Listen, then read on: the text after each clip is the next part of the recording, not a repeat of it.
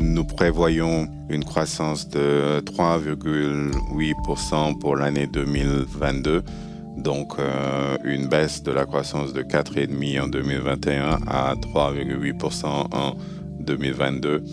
La croissance devrait s'améliorer à partir de 2023 et au-delà et devrait s'établir environ autour de 4%. Aujourd'hui, les nouvelles perspectives économiques régionales pour l'Afrique subsaharienne. Je suis Papa Ndiaye, chef de la division des études régionales pour l'Afrique subsaharienne, un département Afrique du Fonds monétaire international. Alors, c'est peut-être difficile à croire maintenant, mais l'année dernière s'annonçait plutôt bien pour l'Afrique subsaharienne. Que s'est-il passé? Oui, en effet, les économies de l'Afrique subsaharienne ont terminé 2021 sur un élan de croissance plus rapide que l'on l'envisageait. La croissance en 2021 était de 4,5% contre des prévisions de 3,7%. Cet élan de croissance a commencé plutôt vers la deuxième moitié de l'année 2021. Mais avec la guerre en Ukraine, tout cet élan a été stoppé, a été perdu à cause des tensions inflationnistes à la fois sur le plan des produits et des denrées alimentaires que pour ce qui concerne les prix de l'énergie et des métaux précieux. Et maintenant, il y a une longue liste de choses auxquelles l'Afrique doit faire face. Commençons par l'inflation. Dans quelle mesure cette inflation record est-elle un risque pour le développement? Oui, les tensions inflationnistes sont très élevées en ce moment à cause des prix élevés des denrées alimentaires et des prix de l'énergie. Pour la région, en moyenne, on a une prévision d'inflation pour l'année 2022 de 12,5% en moyenne. Ce sont des prévisions d'inflation à deux chiffres que la région n'a connues qu'en 2009. Et donc ces tensions inflationnistes, bien entendu, diffèrent à travers les pays. Elles tendent à être un peu plus élevées dans les pays à taux de change flexible. Et donc ces tensions vont durcir le difficile exercice d'équilibrage que les banques centrales de la région devront faire. Et du coup, leur possibilité de promouvoir la croissance sera très limitée. Nos recommandations en termes de politique monétaire sont pour que les banques centrales surveillent attentivement l'évolution des prix, se tiennent à augmenter leur taux directeur si les anticipations d'inflation remontent, mais tout en veillant à ce que les risques qui pèsent sur la stabilité financière soient bien pris en compte.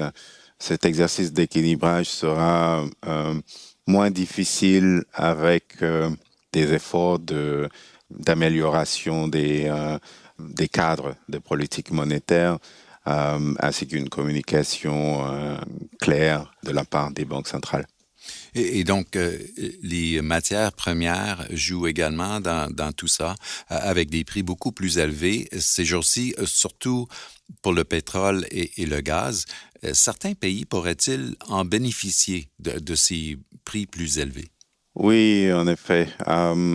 La région est assez diverse.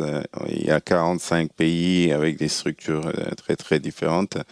Donc, bon, pour la plupart des pays de la région, donc les 37 pays de la région, les tensions inflationnistes qu'on voit au niveau des prix de l'énergie, des prix des denrées alimentaires vont nuire à la croissance et vont affaiblir les positions, les bilans fiscaux et extérieurs des pays.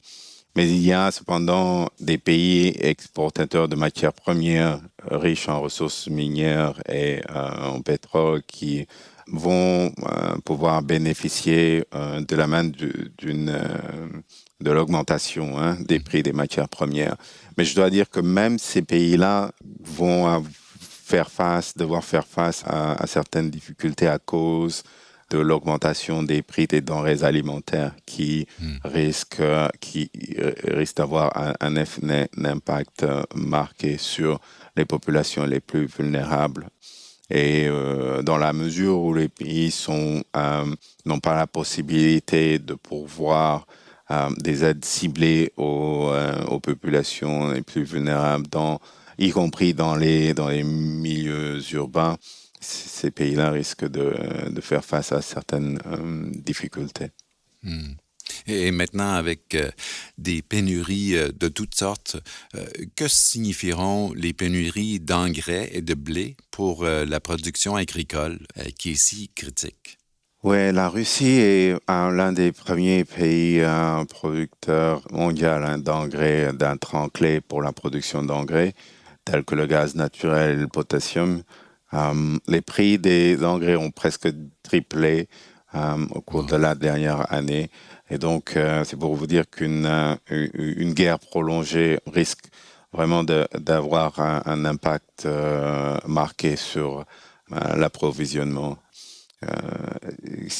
La hausse des prix de l'engrais et la hausse des prix de l'énergie pourrait donc entraîner une augmentation des coûts de production agricole et par conséquent des pénuries à court terme qui pourraient signifier des rendements plus faibles et des coûts agricoles avec les coûts agricoles plus élevés.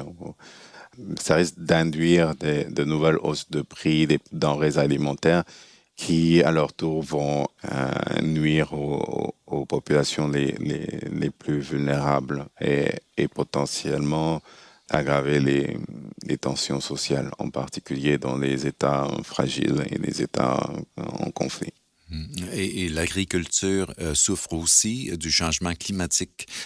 Doit-on craindre que l'agenda climatique passe au second plan avec tous les autres pressions fiscales? L'agenda climatique continue à être très, très important et vu que le changement climatique continue de poser des défis majeurs, vous avez vu les dégâts majeurs à la fois en pertes humaines et matérielles que les pluies torrentielles ont causé les inondations récentes qui ont eu lieu en Afrique du Sud. Et ça, c'est une manifestation supplémentaire de ces chocs climatiques qui touchent la région, l'Afrique subsaharienne, une région qui est très vulnérable aux chocs climatiques étant donné sa dépendance dans l'agriculture. Donc, il y a beaucoup de travail qui doit être fait au niveau de l'adaptation. Et les pays de la sous-région devraient aussi saisir les opportunités offertes par la transition verte qui sont très importantes pour la région étant donné le potentiel qu'elle a en termes d'énergie renouvelable et de l'abondance des minéraux essentiels à la transition. Et pour réaliser ce potentiel, la région va nécessiter des investissements importants qui sont évalués de l'ordre à 30 à 50 milliards de dollars par an par nos équipes. Et les politiques les politiques pour guider cette transition devraient aussi viser à garantir que la transition verte soit également une transition juste. Une transition qui veille à ce que les populations les plus vulnérables, que leurs problèmes d'accessibilité et de pouvoir d'achat sont pris en compte naturellement. Et puis, c'est un investissement assez sérieux, mais le problème de la dette n'a fait qu'empirer au cours des 2 dernières années. Où en sommes-nous en termes de viabilité de la dette? Oui, il y a à peu près 20 pays de la sous-région qui sont soit en situation de surendettement, soit à haut risque de surendettement. Ces vulnérabilités ont empiré avec la pandémie et maintenant avec le choc que constitue la guerre en Ukraine. Ce sont des vulnérabilités qui pèsent sur la capacité des gouvernements à aider les populations les plus vulnérables pour pouvoir survivre à l'impact de la guerre en Ukraine.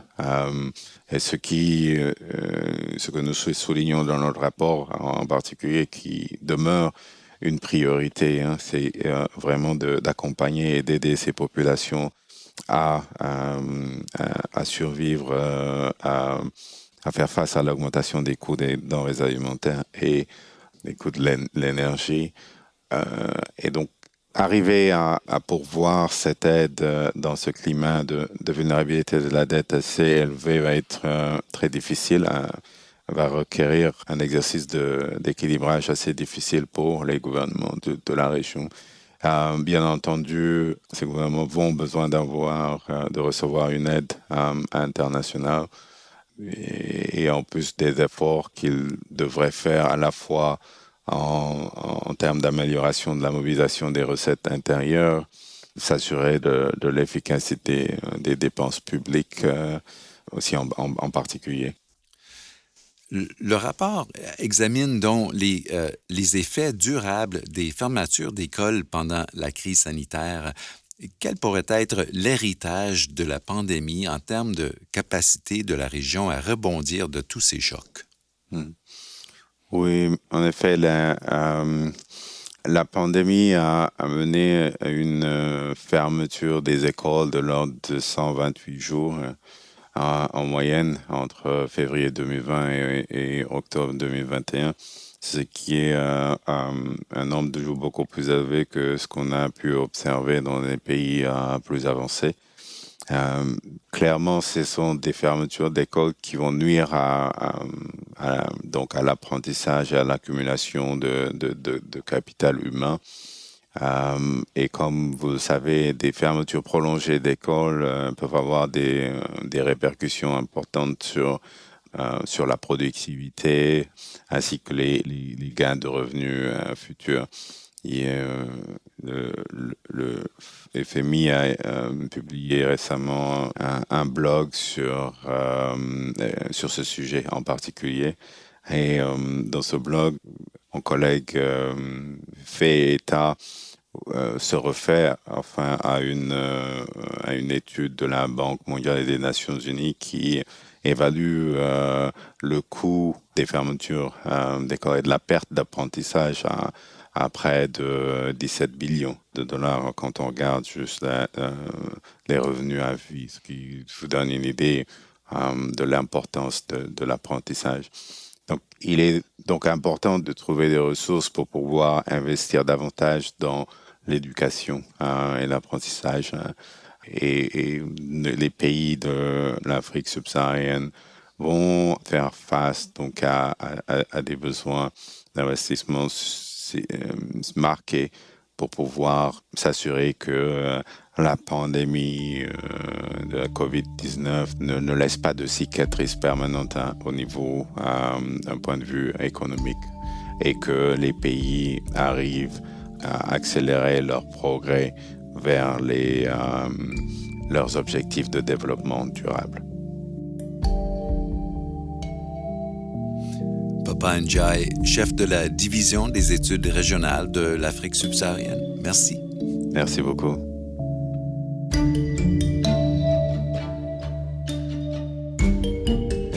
Les nouvelles perspectives économiques régionales pour l'Afrique subsaharienne peuvent être consultées sur imf.org.